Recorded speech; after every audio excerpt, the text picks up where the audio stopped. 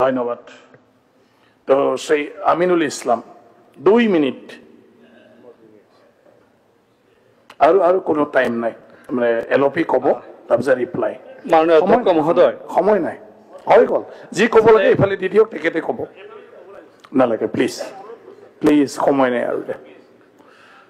আমিনুল ইসলাম নাম। মাননীয় অধ্যক্ষ মহোদয়, যেহেতু ল্যান্ড বিষয়টো আমাৰ ষ্টেটৰ এটা সাবজেক্ট, আৰু যিটো সাবজেক্টৰ জৰিয়তে অত্যন্ত সেন্সিটিভ ইস্যু, যিটো ইস্যুৰ জৰিয়তে গোটেই ৰাজ্যখনৰ ভূমি ব্যৱস্থাটো সংশোধনী কৰা বা ব্যৱস্থা কৰা।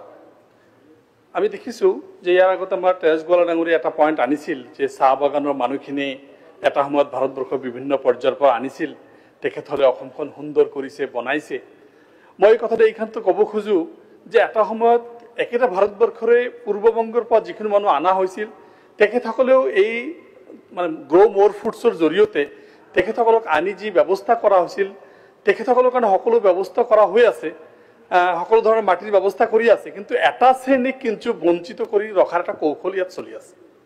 স্পষ্টভাৱে আমি এই কথাটো ক'ব বিচাৰিম যে বসুন্ধৰা 1, 2 আৰু 3ৰ জৰিয়তে ভূমি যিটো দিব বিচাৰিছে আমি ভাল পাইছোঁ, কিহৰ কাৰণে এটা ভূমিৰ এটা সেটেলমেণ্টৰ জৰিয়তে ভূমি দিয়া হ'ব, কিন্তু এইটোৰ জৰিয়তে খিলঞ্জীয়া নাম এটা নতুনকৈ দি 3 জেনাৰেশ্যনৰ কথা ল্যান্ড পলিচি নতুনকৈ বনাই 3 জেনাৰেশ্যনৰ দিলে, এই যে খিলঞ্জীয়াৰ নামত য'ত ডিফিনেশ্যন নাই তাত কিন্তু এটা ছেপাৰেট ব্যৱস্থা কৰি থকা হৈছে। ঠিক আছে, যিবিলাক ভূমিপত্ৰ পাব আমি আপত্তি কৰা নাই, কিন্তু যিবিলাকে এই ভাৰতৰ এটা পাৰ্টৰ পৰা আছিল তেখেতসকলক বঞ্চিত কৰাৰ যিটো কৌশল, চৰকাৰৰ যিটো ব্যৱস্থাপনা, এইটো কিন্তু এটা মাৰাত্মক ভয়ানক এটা ষড়যন্ত্ৰ এই মানুহখিনিৰ বিৰুদ্ধে। দ্বিতীয় কথাটো মই ক'ব বিচাৰিছোঁ এইকাৰণে যে 3 জেনাৰেশ্যন যদি ধৰা যায়, যেদিনৰ পৰা 3 জেনাৰেশ্যনলৈকে ভূমি দিয়া হ'ব বুলি কোৱা হৈছে, তেতিয়াহ'লে দেখা যায় যে 1951 পাৰ হৈ যায়। 1951 যে ইণ্ডিপেণ্ডেণ্ট ইণ্ডিয়াৰ ফাৰ্ষ্ট চেঞ্চাছ, আৰু সেই ফাৰ্ষ্ট চেঞ্চাছটোক NRC কৰা হৈছে মানে মাৰ্চ মাহৰ 1951 চনৰ মাৰ্চ মাহৰ পৰা, আৰু ল্যান্ড পলিচি দিছে 1/1/1951। দ্যাট মিনছ NRCৰ আগত প্ৰথম যিটো চেঞ্চাছ তাৰ আগত যাব লাগিব ইয়াৰ ভূমি পাবলৈ হ'লে।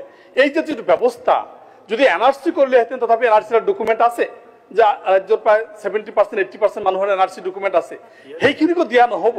মানে 1/1 যিটো 1951 যিটো কৰা হৈছে, এইটো কিন্তু এটা শ্ৰেণীক সম্পূৰ্ণভাৱে চিট কৰা এটা কৌশল ইয়াত কৰা হৈছে। আমি এই কথাটোৰ জৰিয়তে এটা কথা ক'ব বিচাৰিম যে চৰাঞ্চলৰ মানুহৰ মাটিখিনিৰ যদি চেঞ্চাছ ভালকৈ কৰা হয়, আৰু চৰকাৰে এটা সময়ত মুখ্যমন্ত্ৰীয়ে কৈছিল যে 7 বিঘাকৈ মাটি তেখেতসকলক দিয়া হ'ব, 5 বিঘাকৈ মাটি খেতিৰ কাৰণে, 2 বিঘাকৈ মাটি ঘৰ বাৰী বনোৱাৰ কাৰণে। চৰকাৰ মুখ্যমন্ত্ৰী ডাঙৰীয়া এছেম্বলিত কৈছে যে আমি এনক্ৰছৰ পৰা তেখেতসকলক সেটলাৰ বনাম। এই প্ৰক্ৰিয়াটো কিন্তু বসুন্ধৰা 1, 2, 3 আমি দেখা নাপাওঁ। আৰু বসুন্ধৰা তেখেত দিম বুলি কৈছে, পৰৱৰ্তী সময় গোটেইখিনিৰ পিছত কি হয় তেখেতসকল, এইকাৰণে আমি দেখিছোঁ যে এই বস্তুটোৰ জৰিয়তে চৰাঞ্চলৰ মাটিখিনি পাট্টা দিয়াৰ পিছত যদি তেখেতসকলে যিখিনি মানুহ মাটি ৰৈ যায়, সেইখিনি মাটি যদি কাৰোবাক বন্দোবস্তি কৰি দি ৰেভিনিউ মোৰ ৰেভিনিউৰ কাৰণে যদি দিয়া যায় যে আপোনালোকে টেম্পৰাৰী বন্দোবস্তি দিয়া হ'ল, আপোনালোকে খেতি কৰক আৰু ৰেভিনিউ টনকিয়াল হ'ব। ৰিপ্লাই দি দিব আপোনাৰ। থেংক ইউ মিনিষ্টাৰক দি